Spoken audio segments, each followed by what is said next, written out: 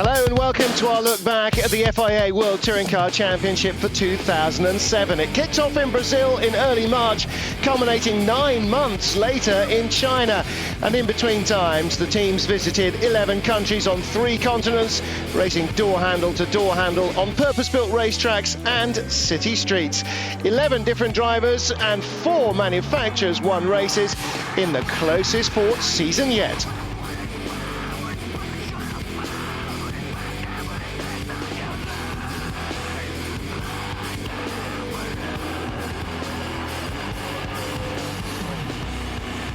And through it all came one man, proving that if you keep the faith, almost anything is possible. Andy Priaulx rewrote history, claiming his 3rd consecutive World Championship crown, his 4th in a row after his 2004 European title. A remarkable string of success.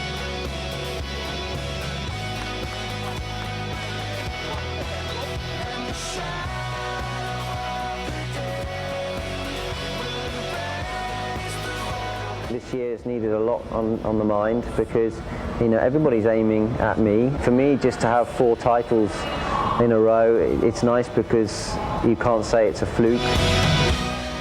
Sit back and relax and enjoy a classic season.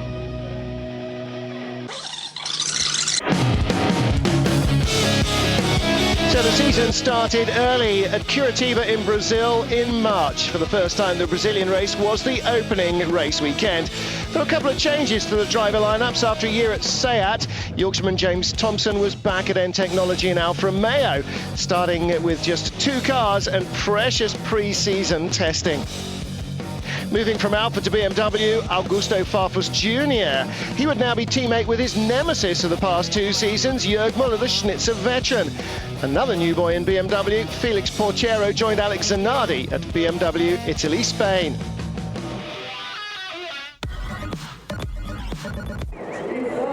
Straight from winter testing, the teams arrived in late summer in the Southern Hemisphere, and Curitiba, the first pole of the season, taken by Jörg Müller, just 500ths faster than teammate Augusto Farfus. Again, it was proof, if anyone needed, that the World Championship is getting closer and closer.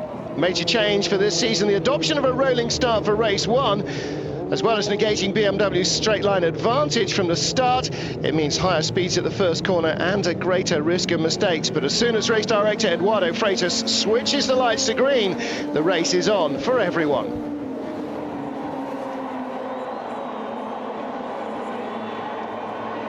A seemingly endless hold, and finally the 2007 season is go.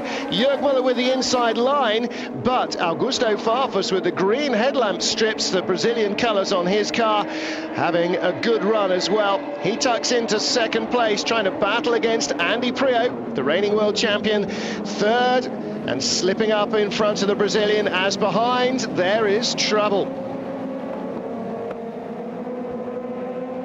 Stefano D'Aste, Alain Menu, Pierre-Yves Courtals, Luca Rangoni and Nicola Larini caught up in various accidents. Felix Porchero's season begins in the gravel. Up front, Jörg Müller defending hard against Andy Priaulx. In the past few seasons, the Schnitzer veteran has always had problems at the start of the year, but 2007 was about to change all that. And in the end, it was a BMW 1-2-3 at the checker. Müller, Priaulx and Farfus in his first race for the Schnitzer team. 8 seconds further back, Gabriele Tarquini was 4th for SEAT, Rob Huff 5th for Chevrolet. Demonstration of the big engineering progress made by BMW over the winter.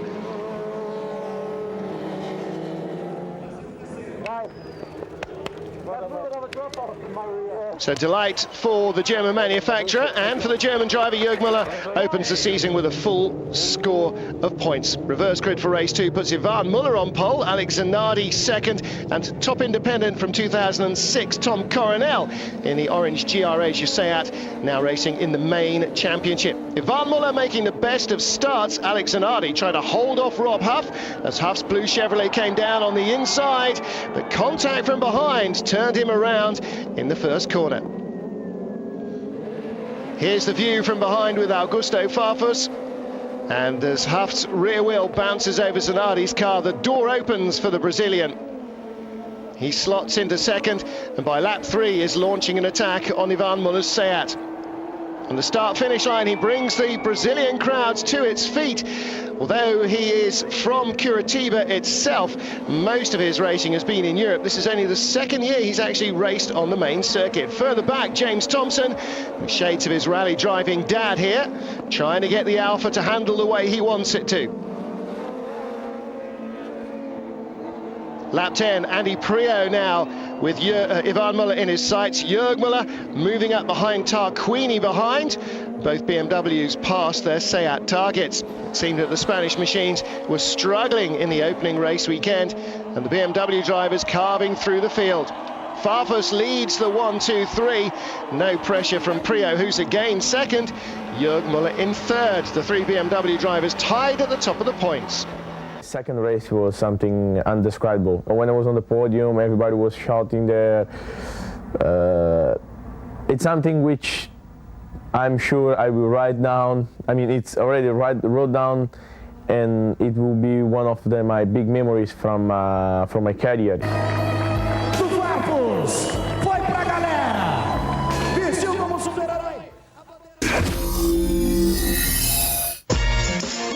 In Holland, even the Prime Minister showed up for the action. I'm a fanatic talking about cars and motor racing. It is a really great event for the racetrack here on Zandvoort. Like very much, and also I must say this championship is very interesting. Some of that interest came from ex-Formula 1 star Thiago Monteiro, who signed for Seat just too late to race in Curitiba and would debut in Zandvoort. The Portuguese showing his potential immediately, 5th on the grid, the top Seat driver in Holland. Not bad. Pole though went to Alain Menu ahead of Nicola Larini, the Chevrolets dominating practice, and they would set the pace in race 1. Well, as they led the field, Ivan Muller was soon finding himself out of action after a clash with Stefano D'Aste. Felix Portiero going off on the first lap as well, but without so much damage. 6 points in Curitiba for Ivan Muller, but he'd post a 0-0 in Zandvoort. On board with Tom Coronel, expected to do really well here, but having a very off weekend. Priaulx there battling for 10th place with Thompson just ahead of Coronel. The BMWs struggling here against the front-wheel drive machines. Augusto Farfus battling with Monteiro for 4th place. The experienced Brazilian and the rookie Portuguese. They share a language and a love of a great race. The blue Chevrolets, though, comfortable out front. Menu winning from Nicola Larini, but Luca Rangoni showing that the BMW could go quickly. The top independent was 3rd. 4th place for Thiago Monteiro, but the happiest man was Alain Menu, the Race 1 winner, the first Chevrolet Race 1 in World Touring Car history. Race 2 started with Priaulx, 8th from Race 1 on pole, the Guernseyman taking the lead, but immediately under pressure from Seat's Gabriele Tarquini. And what happens next is best viewed from onboard Jörg Muller. Contact between the two, Priaulx runs out wide. Tarquini takes the lead. Augusto Farfus moves up to 2nd as Priaulx drops down to 5th position. Jörg Muller puts the move in on Rangoni, who's concentrating on the Independence Trophy, much as Coronel did last year. And Priaulx has pressure from behind. Tarquini, though, defends his lead to claim Seat's first win. 4 races, 4 different winners. The season already shaping up to be a titanic struggle, and after a horrible start for Seat and Chevrolet in Curitiba, the first European race seemed to be a much better deal for them. But Farfus and Muller still leading the championship. Tarquini, however, tied with Priaulx in 3rd position.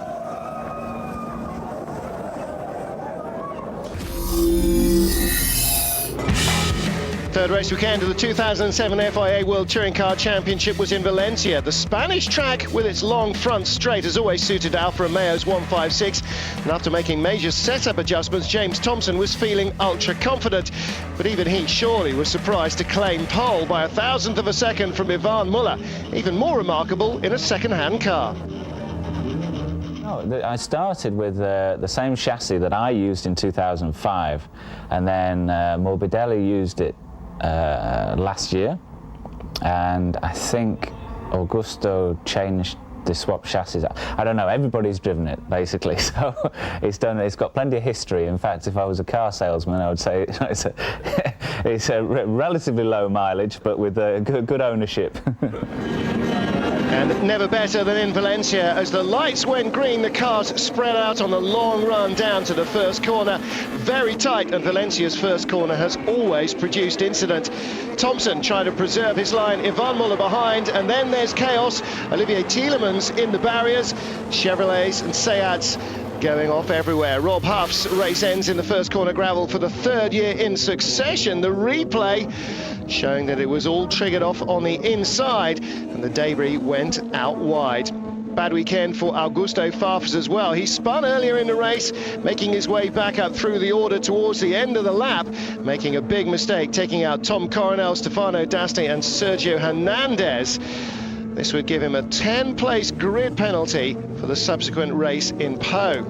All too optimistic. A right rear puncture after the first contact made him out of control. Meanwhile, James Thompson celebrating a Leicester flag victory and a real landmark as well. The 100th win for N Technology. Behind him, Thompson, Larini and Muller. Well, delight for the N Technology mechanics and another win for the old Warhorse 156. Thompson claims his first of the season, and after that triumph he was on fire. From 8th in race 1, he was passing cars like it was the good old days.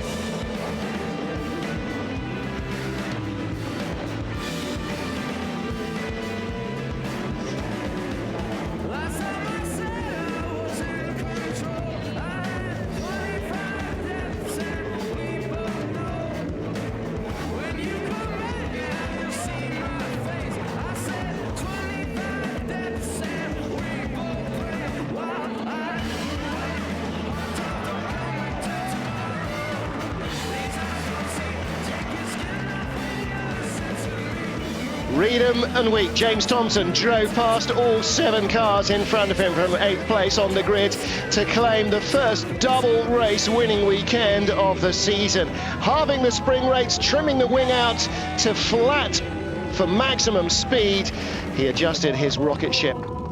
Winning 2 races in a weekend is something that very rarely happens. I mean, it's only happened to me. It's never happened at the World Championship level. Obviously, in the British Championship, I've won races, 2 races in the weekend. But at this level, it's a great achievement, and also being the underdog. We didn't know what to expect. We knew we'd be more competitive than the previous meetings, but to hit the ground running and be as fast as we were, and not just win, but win really well, was fantastic.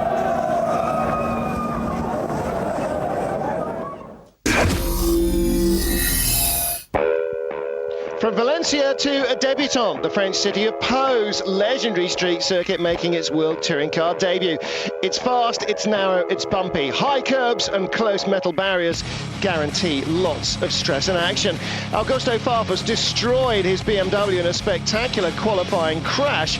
That set the groundwork for one of the most spectacular comebacks of the season.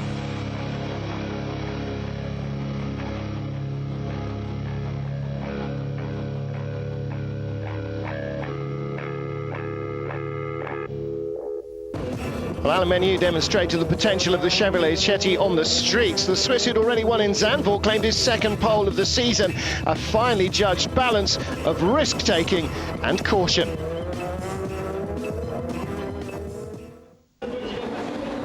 Menu then on pole position with Ivan Muller, the Frenchman on the outside in the city in the heart of Aquitaine. With Olivier Tielemans Alpha in problems in the first corner, Menu and Muller pulled away with Thiago Montero again giving chase as the best of the rest. The Chevrolets of Larini and Huff followed. Augusto Farfus, who'd been 3rd fastest after qualifying, was dropped to 13th place due to the grid penalty from Valencia, but he did at least have a car to race. As Montero pulled away in 3rd place, it looked like he was safe from attack, and there was a huge battle going on behind. Augusto Farfus here trying to pass Jordi Genet for 7th position. He'd finally made it from 13th up into the points. Now he had 2 on his plate.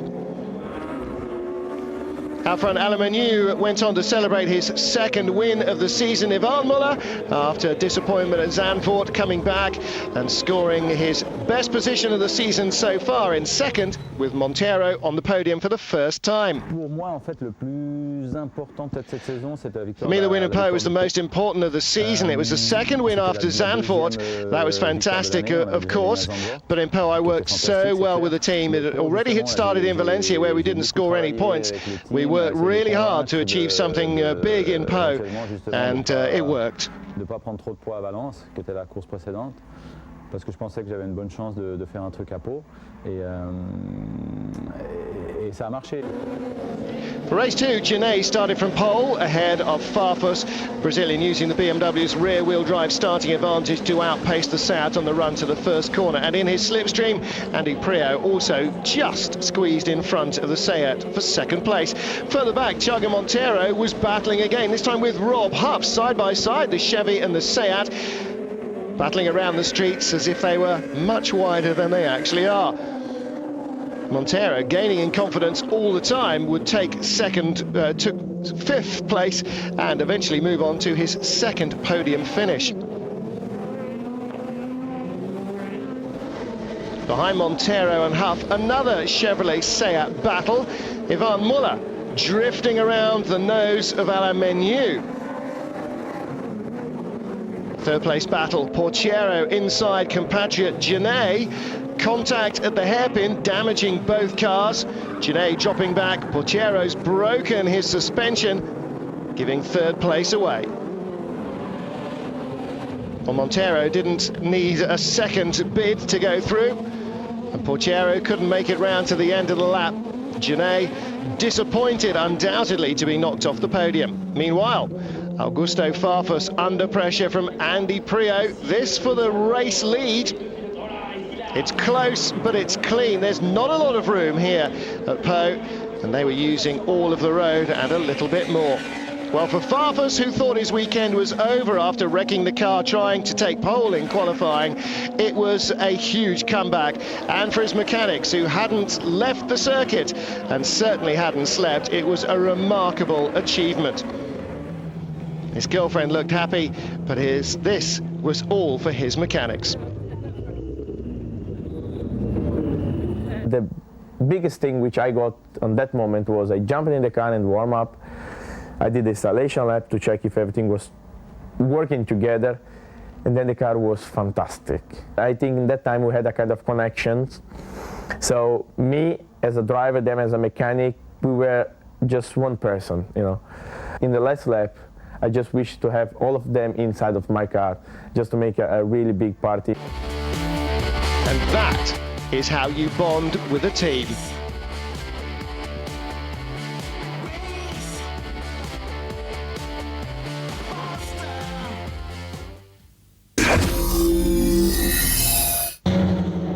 Brno in the Czech Republic started with a major surprise. Rookie Felix Portiero, with minimum success ballast, took pole from teammate Alex Zanardi in third place, separated by Andy Prio in second. Again, the field fanning out on the long run down to the first corner at the Czech circuit. Prio was in trouble though. Contact from behind.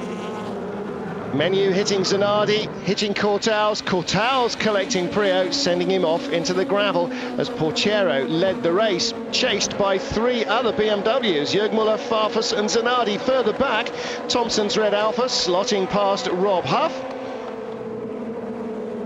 and then making short work of independent Seat driver Pierre-Yves Cortals. Thompson again trimmed out for speed on the long straight. With Zanardi chasing Augusto Farfus, the battle for third. And the rule for BMW drivers is you can do anything except for take off another BMW. Portiero led from Jürgmuller. And Farfus and Zanardi, their teammates, were also battling hard for a place on the podium. In the end, though, the Spaniard would claim his first World Championship victory. Jörg Müller right behind him in second place. Zanardi third on the podium again for BMW Italia Spain, ahead of Augusto Farfus, a BMW 1, 2, 3, 4.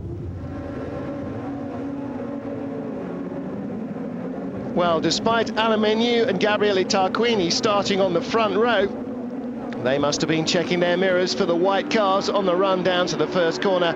BMW's standing start ability, courtesy of being rear wheel and not front wheel drive, is well known to the front wheel drive rivals. Zanardi passing Tarquini.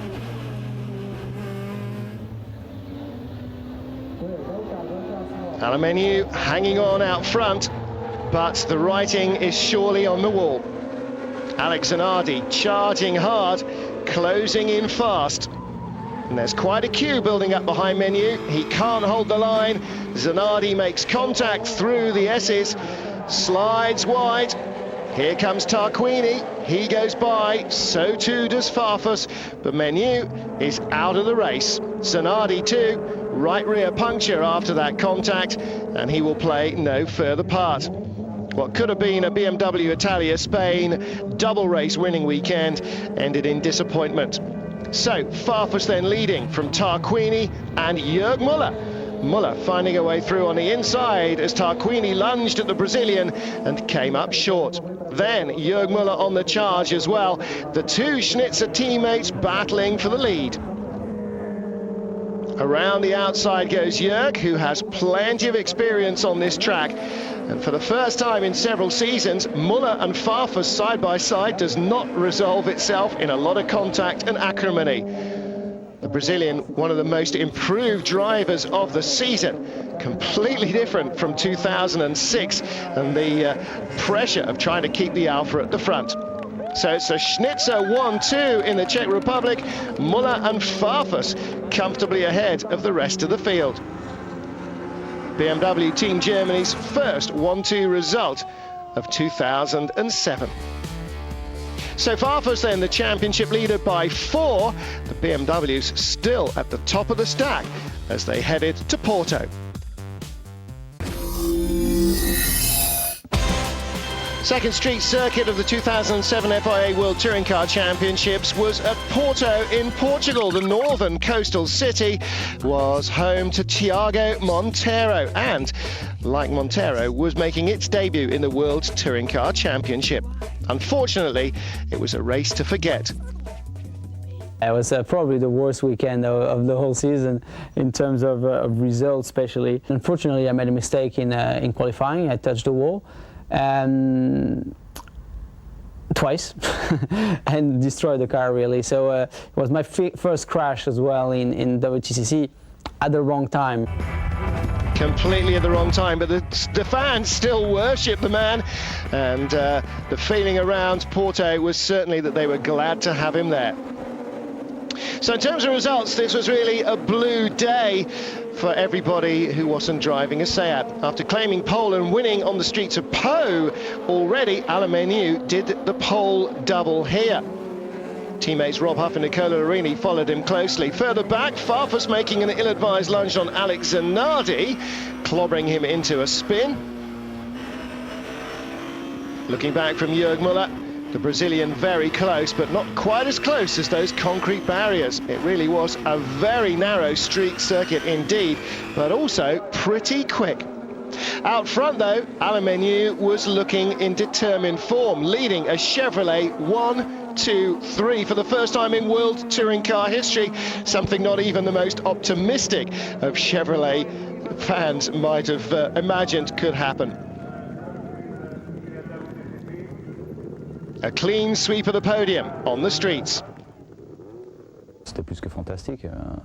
un triplé. It was fantastic. No, it was more than fantastic. 1, 2, 3 on a street circuit, a circuit that was new for everybody, where nobody had raced before. I think it shows that Chevrolet is the strongest car on the street tracks, much faster than the other manufacturers. I think at the beginning of the season, nobody would have thought, especially me, that we'd get a 1, 2, 3 result. Well, after the blue magic of race 1, race 2 was led by pole sitter Jörg Müller and Andy Prio, getting rid of unnecessary ballast in the chicane, flicking off those mirrors. It was a BMW battle out front, and further back, Larini coming up the order, leading the Chevrolet charge. He goes by Tarquini for 5th place. So can Jörg Müller claim win number 3? Behind him, he's got the world champion who has yet to win at the midway stage of the season. Finally, he forces an error from Müller under braking, and he's through into the lead. Well, lap 5 was the defining moment there, almost literally halfway through the season. Prio still winless. Problem for Miguel Freitas, the independent, losing it in the chicane and destroying the Alfa Romeo. Meanwhile, Larini and Menu working hard at the back of Tom Coronel. The Chevrolet's clearly the quickest thing around the streets here. Their narrow track and superb gearing for this circuit really made them invincible up the hill away from the coast. Final lap, Larini squeezes by Coronel for 3rd. The Dutchman running offline and giving Alain Menu the chance to get by as well. But if they'd had another 3 or 4 laps, it's entirely possible Chevrolet could have won both races. But sometimes too much is enough. Nicola Larini going off, making a mistake on the final lap. For Andy Prio, though, round 12 of the season brings race win number 1. Big relief after a nightmare weekend in Brno. Jörg Müller 2nd takes the lead of the championship. Alain Menu goes up to 3rd after winning in race 1.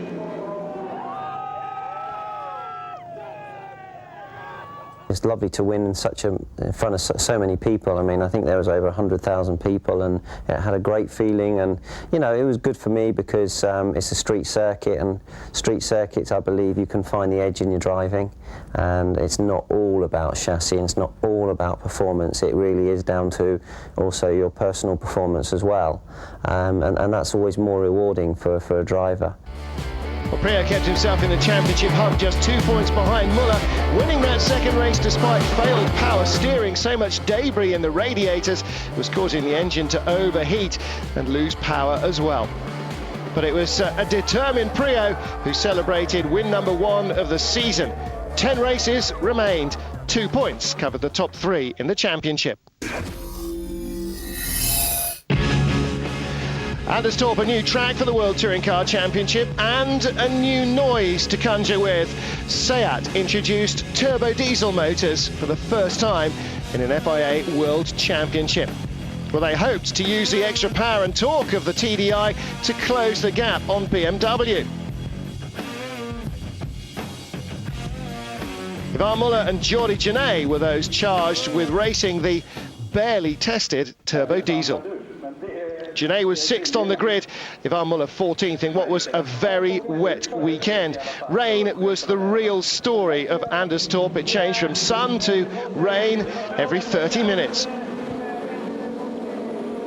But even on the grids, there was a choice after a heavy shower as to whether to go for wets or slicks. Most in front went for wets. Thiago Monteiro, who claimed his first World Touring Car pole and tried to hang on to the lead, but he was soon in the spray of Nicola Larini, who ran all the way around to the outside, and Rob Huff, who claimed the lead at the beginning of the race. Jordi Genet in 3rd place. And there was an extra Chevrolet as well for Rickard Rydell, the Swede. Further back, though, Andy Prio and Augusto Farfus with Jörg Müller right at the back, struggling in a battle with an independent Seat of Roberto Colciago. That was for 14th place. As the track dried, drivers who had slick tires or a dry setup began to take advantage. James Thompson here, flying by Nicola Larini to take 3rd place. Could he win again? It would be too much to ask though. Rob Huff had a huge gap early on, claiming his first win of the season with Thiago Monteiro behind him, his best race finish in second place, and the heavens opened again as Rob was congratulated by his dad in Parc Ferme. At the end of a dry race, they were soaked. Well, Ferrandistorp Chevrolet put 4 cars on the grid for the first time. Ricard Riedel, who'd raced for Seat in 2006, became support driver for the Chevrolet team. In race 1, he gave Alain Menu 8th place and pole for race 2 on the final lap. And then for race 2, it would start in similar conditions as for race 1. Another tyre gamble. Ricard was the only one of the Chevrolets to choose slicks, maybe local knowledge giving him an advantage. Early in the race, the Chevrolet 1-2 up front. Nicola Larini led Alain Menu, Gabriele Tarquini's Seat behind, still with the petrol motor. But at the drying track towards the end of the race, it's where the interest starts to come in. Meanwhile, Ivan Muller had power steering problems. He'd only had 3 points from the race weekend. Prio battling with Jörg Muller outside the points, but these guys never give up. So it came down to the closing stages of the race. Penultimate lap, Chevrolet looking for a 1-2-3 as Riedel goes past Coronel for third. But on the last lap, he then takes second place from Alain Menu. The fans sensing a win on their feet. Menu doesn't know exactly what's going on, nor does the RML team. They are asking Ricard Riedel to hold station. But with a few hundred meters to go, he dives down the inside of Nicola Larini. The Italian on very tired wet weather tyres cannot hold on, and slick-shod Riedel jumps to the front of the queue. It's still going to be a 1-2-3 for Chevrolet, but Larini would be fuming at being treacherously passed for the lead by a man here to support him and Menu in the championship. Riedel couldn't resist, claiming victory in Sweden, but burning his bridges with the Chevrolet team. Larini second, Menu third, ahead of Coronel and Thompson. Riedel's delight would change to disappointment within moments.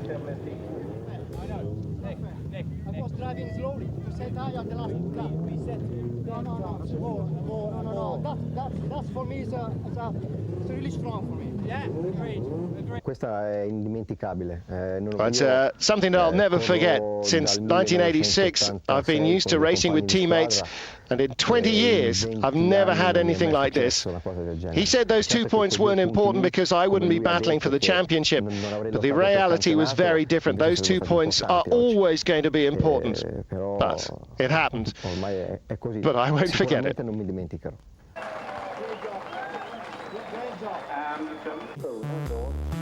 So Jörg Muller with a 1-point advantage over Farfus. Prio a further point behind, but Larini could have just been 8 off the lead. So to Oschersleben in Germany, BMW's home race weekend. With the TDI engine, the Seat gamble is starting to pay. Ivan Muller didn't quite take pole. He missed out by 11 thousandths. Luckily, teammate Tarquini was there at the front of the grid, but the first corner saw another huge crash. Alex Zanardi and Pierre-Yves Courtals tangled. That took out Nicola Larini and Massimo Pedala as well. And one corner later, Menu, Terting, Coronel and Portiero all found themselves in trouble. So cars and debris strewn everywhere. It starts as Larini and Zanardi make contact, slamming into Courtals and Pedala. Courtals' front end is ripped off the car. It all finishes here for him. Massimo Pedala just about escapes without major damage. As the race continued, Tarquini led from teammate Ivan Muller, the 2 diesels in front of James Thompson, the Alfa seemingly the only one with the pace to catch the Seats. But with the TDI motors, Ivan Muller and Tarquini battling out front. Muller's car looking to be the quicker. It looked like it would only be a question of time, and indeed, he sold the inside-outside move at the first corner to Tarquini. Tarquini bought it. So for the first time, a diesel engine leading a World Touring Car race, just 1 race weekend after its debut. A huge achievement by the Seat engineers. This is the battle for fourth place. Andy Priaulx again, as he seemed to have spent most of the season doing, attacking Jörg Müller. Every point now counts. They're right behind James Thompson, trying to hang on for third. Little bit of rubbing racing going on from Jörg Müller. Priaulx trying desperately to get by, but without making contact. At the checkered flag, though, it's victory for Ivan Müller, the first win for himself and for a diesel engine in an FIA World Championship. A huge celebration for Hugues de Schoenack, the Orica team boss, and Jaime Puig of Seat Sport.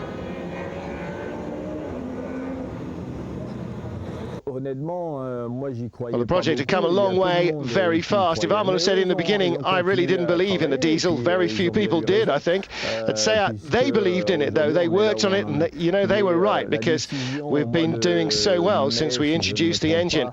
When the decision was taken, it was already May, and it wasn't an easy decision either. Car had only done 1,000 kilometers of testing, but I was fourth in the championship. Taking the diesel was a real risk, but in the end, it turned out to have been a good gamble.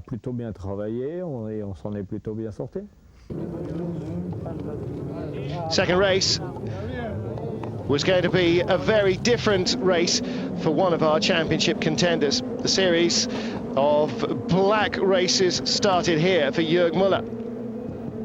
He made a good start, finding himself in the top three, and then into the tyre wall at the first corner, helped off by Jordi Genet. Rivals Augusto Farfus and Andy Priaulx were already gone by the time he found his way back onto the track. Ivan Müller was aiming for important points, and he had to stay out of trouble. Sometimes his teammates didn't manage it. Montero and Tarquini getting together. Augusto Farfus leading narrowly from Priaulx. Priaulx clearly faster. Farfus defending hard, wouldn't let him by. Jordi Genet almost managed to get a jump on the BMWs as a result, but not quite. James Thompson right behind. But this was to be a race of stolid defence. Farfus would not be opened up by Priaulx. Similarly, Thompson could not find a way past Genet. The battle for the flag all the way to the final corner, and with it the battle for the lead in the championship. Joe Priaulx looks on, so too to the Schnitzer team, and in the end it's Augusto that comes out on top. His third win of the season. The young Brazilian really keeping his cool all the way through the race.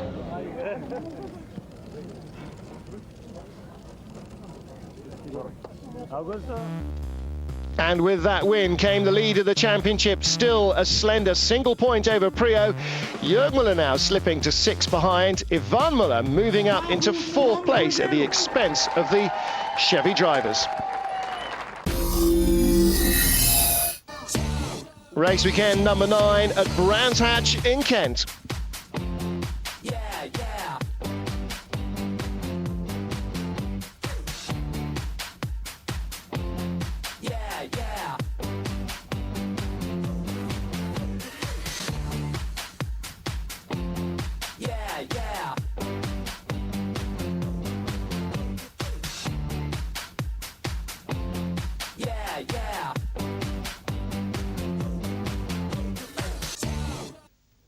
Chevrolet's Alain Menu claimed pole position at Brands Hatch, a circuit at which he made his first World Touring Car Championship victory happen the previous season in appallingly wet conditions. James Thompson was alongside him into Paddock Hill Bend, but the action was further behind.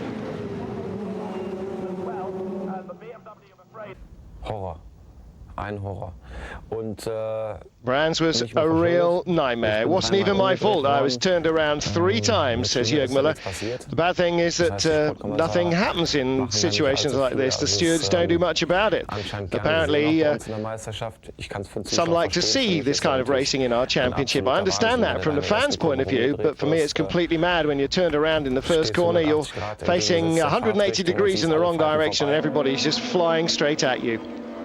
Up front, Alain Menu led from Thompson with Genet, Seat, and Colin Turkington, a regular in the British Touring Car Championship, racing with a non-homologated car, so he would not count for points, but he was certainly going extremely well. Andy Priaulx was in 7th place, but that in fact would count for 6 position points.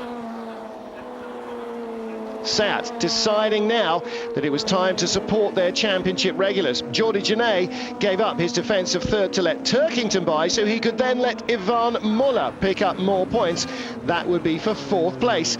But for Colin Turkington, his World Touring Car Championship debut would result in a debut podium. Menu claimed win number 4 of the season. Thompson again on the podium in the top 3. And again, delight for the Chevrolet team.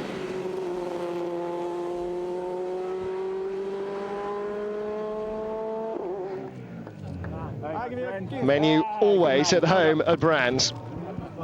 Thank you. Race 2 saw Felix Portiero leading from Andy Priaulx. And with SEAT playing the teamwork card, BMW were already in the position where they needed to as well.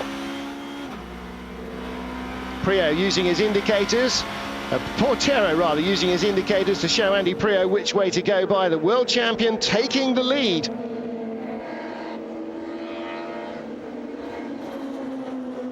Winless at Silverstone, winless last year at Brands Hatch. Yellow flags coming out. And then as they get the restart, Priaulx jumping away from Portiero. BMW Germany dramas continue as Farfus is slammed into the wall. And it all came at the restart. Is it fair? I'm okay. Menu was alongside Farfus before they crossed the start-finish line. Farfus wasn't expecting him to be there, took his normal line and went into the wall. Menu would be black flagged out of the race. In race 1, same again in race 2. Genet giving up positions to Turkington to allow Ivan Muller behind to benefit. Further back, Jörg Muller battling for any points he can find. This is 7th place, it's being C from James Thompson. Little tap on the run into Druids always does the trick.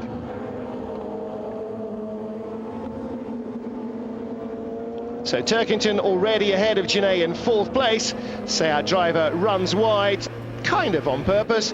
Ivan Muller picking up a position and vital points as well in the championship. But none of that takes anything away from Andy Priaulx, claiming victory at home in the UK in the World Touring Car Championship for the first time. A big day for him. And he also took the lead of the championship as Jörg Muller and Augusto Farfus suffered a British nightmare weekend. For the first time, the series lead was more than just a couple. Priaulx was a dozen ahead of Farfus. Ivan Muller now up to 3rd, 14 off the lead, with Jörg Muller for the first time down in 4th place.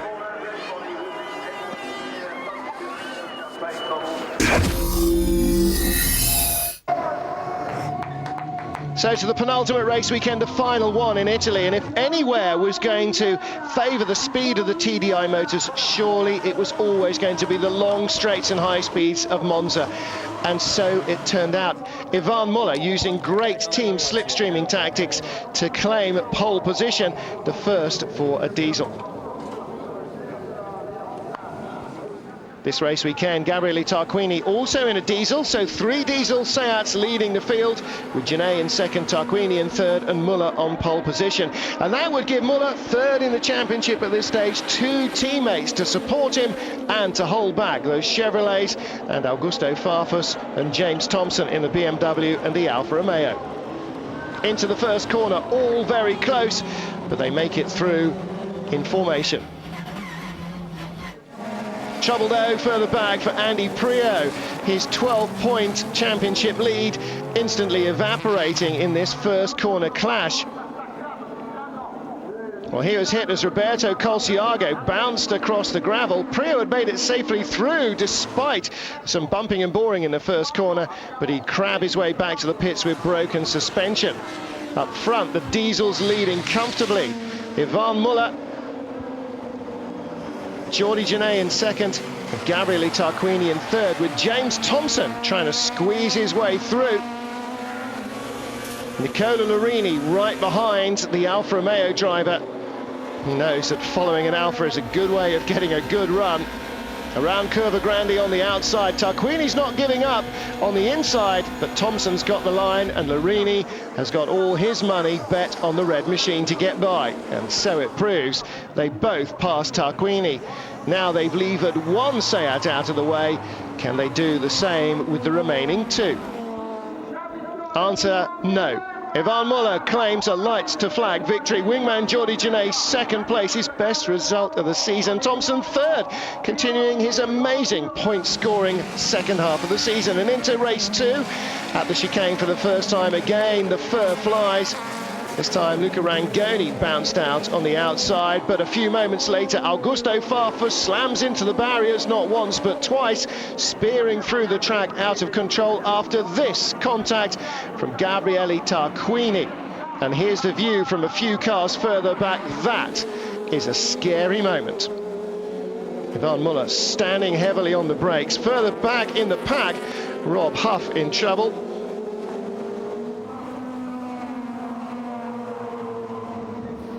And trouble too for Andy Priaulx. Broken wheel, no points. And even worse, it's going to be a big race weekend for Ivan Muller. That much is clear.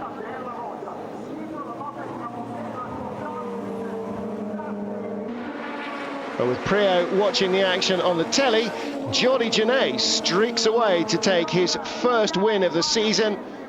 The second for a TDI in Monza. Larini takes second, Thompson third. But Ivan Muller moves from 14 points behind to the joint championship lead, with Augusto Farfus third and James Thompson now fourth. Both races, the driving standards were atrocious, and that caused a number of us not to finish. I'm more the challenger actually this year than the guy that's sort of, when he drives at his best, can be on the front row. I'm more the challenger for the title. That's the way I see it. But actually that really motivates me. And I feel very, very motivated inside. I have a burning desire. And the burning desire would culminate in Macau in China. It's been the season finale for the last two seasons, and again we had a battle royal on our hand. 6 championship contenders: Priaulx, Ivan Muller, Farfus, Thompson, Jörg Muller and Nicola Larini. Larini needed his 5 rivals to fail to finish and then win both races, and on the street circuit even that wasn't impossible. Alain Menu was on pole, Ivan Muller second. But hang on a minute, wasn't the yellow car in front? Well, Alain Menu had to chase Ivan Muller. The TDI motor was running very well on the fast sections, but also Ivan Muller making the most of its power and torque around the hilly street half of the track as well. Despite his ability on the street circuits, Menu could do little about it. But on lap 8, the car had stopped. Well, maybe dramatic's not quite the right word, because there are worse things in life, but it was hugely frustrating and hugely disappointing. The second half of the season really was quite exceptional. I think we were in a great position to win the title, especially after dominating all the time sessions. We got a front row start, took the race lead, but had a mechanical failure a lap before the end. We not only lost the driver's title, but the manufacturers as well. So two very good reasons for everybody to be very disappointed. A small fuel system failure had stopped Ivan Muller 2 laps from the end. And just half a lap later, the drama continued. Augusto Farfus second on his way to the title, taken out by Gabriele Tarquini. At this stage, Priaulx was out of the points in 9th place. Then suddenly Priaulx was up to 8th. He had to work hard to get by Duncan Heisman's BMW, but he did it. 8th place, that meant pole position for race 2 and a single vital point. With Ivan Muller and Farfus out of the running, it looked now as though Priaulx might be the championship front-runner. Alain Menu celebrated 3 wins on 3 street circuits. And for the final race of the season, Andy Priaulx leading them away. His only rival for the championship now, James Thompson, a fellow Brit in the Alfa Romeo. The Guernseyman in the BMW versus the Yorkshireman. For Thompson, it was simple. He had to race, and essentially Priaulx had to not finish. Otherwise, the Guernseyman had the points advantage. And when you give Jimmy a championship chance like that, he'll do everything to take it. But he was dropping off the back of the BMW and under pressure from Nicola Larini. And with that pass, Larini moving up to second for Chevrolet, away would go Thompson's chance of finishing second in the championship as well. Ivan Muller would stay in the runner-up spot as Priaulx claimed his third and final win of the season and his third FIA World Touring Car Championship. Team boss Bart Mumpai is rarely anything other than composed, but at the start of the weekend it seemed so hopeless. At the end of the final race, he had done it.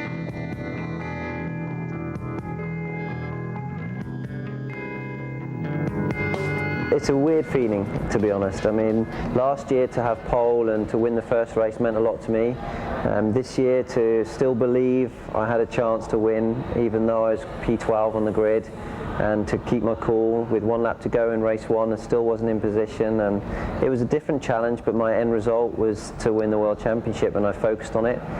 I'm more proud that I've been there 5 years now with a chance to win, and I know I'm champion now, but it's taken a whole season to be there with a chance to win at the end, and that's based on my performances from the whole year. So I had a bit of luck today, but I had a bit of bad luck during the season as well, so it evens itself out.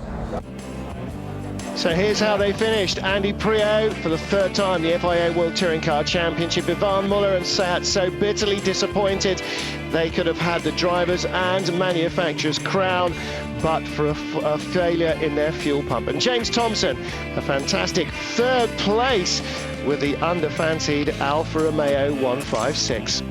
Well, he receives his trophy from Marcello Lotti.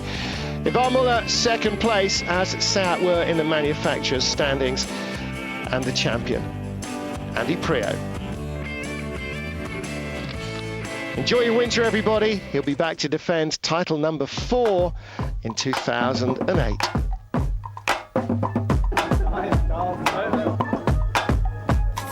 We'll be back as well with new racetracks, new faces. Yes, you want to do what? And new action. And everything else. We'll see you then. I did better. Gerade die Jungs hier vorne, hi Andy. Comes if you don't know why I'm fly. I seen you try to switch it up, but girl, you ain't that dope. I'm the Wonder Woman, let me go get my robe. Amnesty International got Bangkok to Montauk on.